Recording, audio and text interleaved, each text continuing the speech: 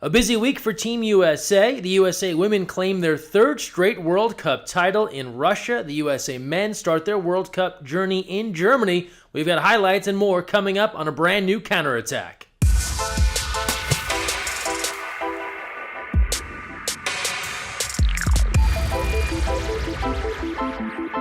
Hey everyone, Greg Mescall here. Thanks for joining us on the counterattack. We start things off out in Surgut, Russia, the final of the FINA World Cup. USA women looking for their third straight title. They take on Russia in Russia. Early on, Aria Fisher making it 1-0.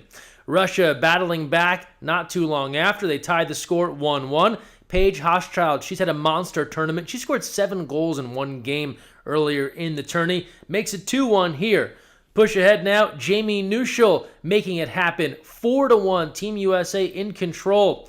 Later on in the third, Maggie Steffens, the team captain, she's got 2 goals, one early in the quarter and one late, making it 7-3. Then fourth quarter action, Jamie Nuschel caps it off 8-3. 2 more goals for Russia.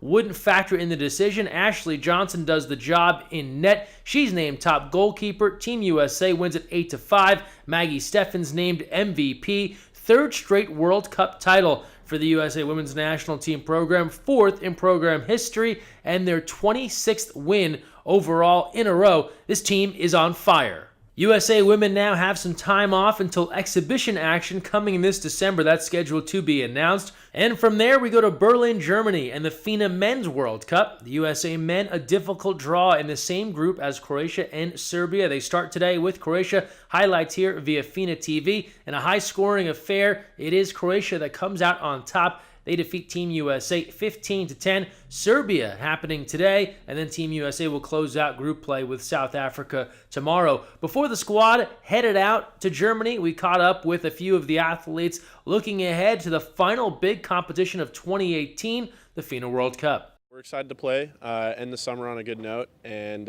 looking to do some damage and hopefully come back with the gold.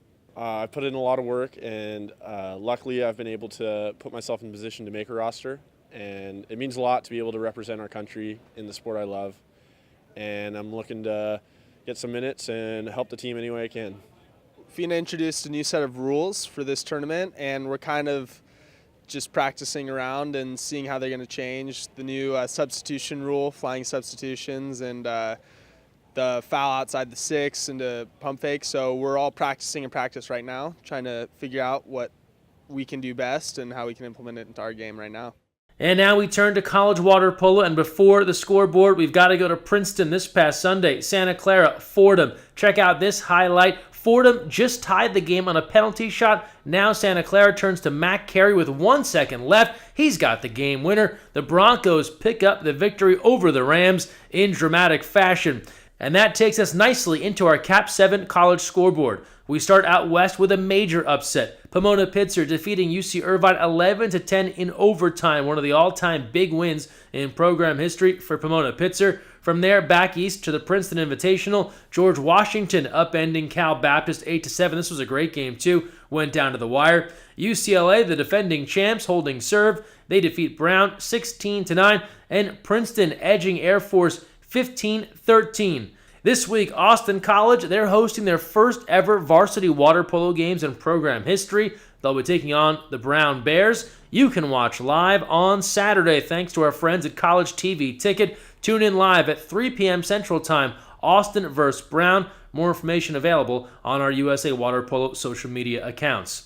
And from there, we go back to Princeton and the Princeton Invitational. Many teams taking part, including the Harvard Crimson, and many parents on hand to cheer on their kids, including one you might know. Dr. Oz, the doctor and TV talk show host, was there to cheer on the Crimson, and his son Oliver, a goalkeeper. Dr. Oz was also a goalie in his Harvard days. We caught up with Dr. Oz during the action, and he gave us some thoughts on a sport he still loves very much, the game of water polo. If you want to get ready for life, go play water polo. You got to practice by yourself, staring at the bottom of the pool, swinging back and forth, or else you won't be any value to your teammates. You got to be able to gel with your teammates, and then the different positions are quite sophisticated. If you're in the hole, you get battered a little bit, but the strategy is very different than if you're a wing. Of course, my son's a goalie, so that, which is what I was, whole different can of worms. And I think the beauty of water polo is it's a meritocracy.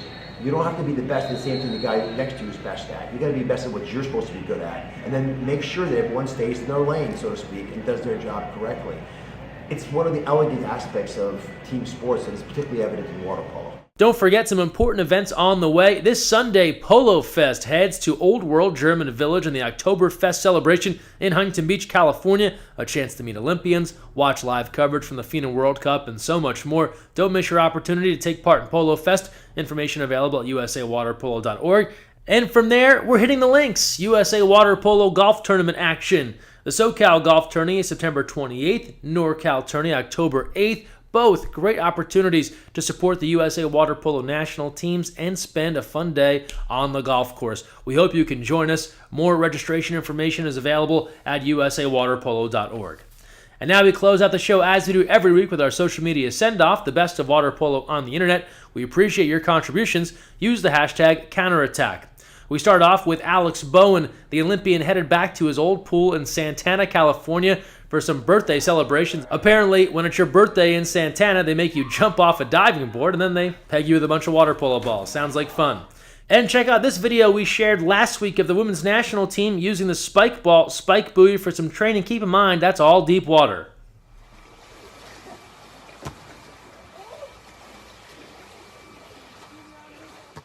Other teams saw this video. They've already got excited. The Mavs polo team in Ohio, they're putting together their spike ball into the pool. After that, check out this goal. Greg Olson of Thousand Oaks. No time left. You need a goal. What do? Go backhand. How did this one find its way into the cage?